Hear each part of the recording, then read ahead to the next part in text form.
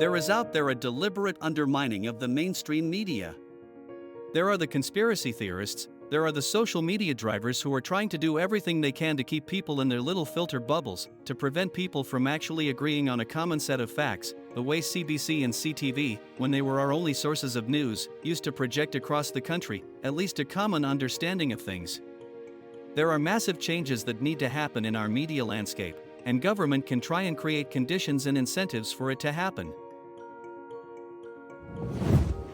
We have a crazy SOB, that guy, Putin, and we always have to be worried about a nuclear conflict. But the existential threat to humanity is climate.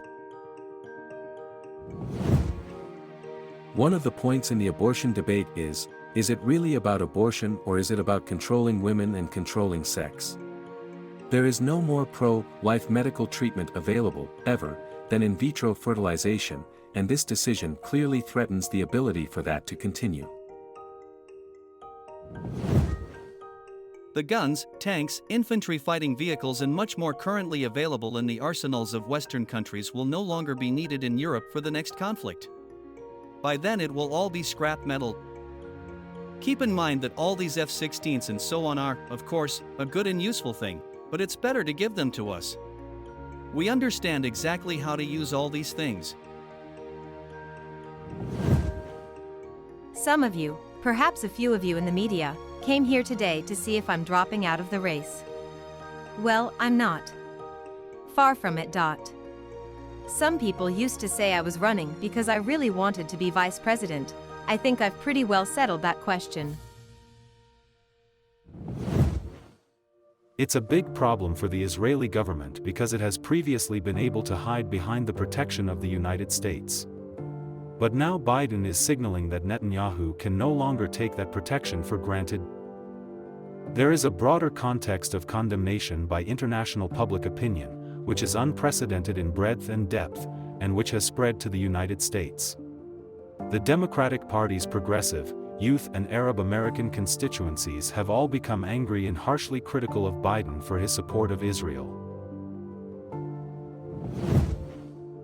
I was in Congress the first 2 years when Trump was president. I mean, we didn't really do what we said we would do. You didn't see any major immigration, border, or any type of legislation.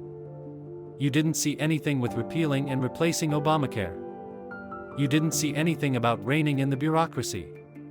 I mean, it was pretty mundane stuff. Calling for an immediate ceasefire would send the wrong message to Hamas. Algeria penned resolution would give them something that they have asked for without requiring them to do something in return. African leaders will work on how to solve this problem. Therefore, the next round of talks will start in Kiev. The heads of state will go there to convey the position voiced by Putin in Petersburg, and then will go to Russia and, hopefully, be able to present a solution to the problem. There is still no recovery for the German economy. Some stress factors will probably remain in the first quarter of 2024. Economic output will therefore again show a slight decline. With the second consecutive decline in economic output, the German economy would be in a technical recession.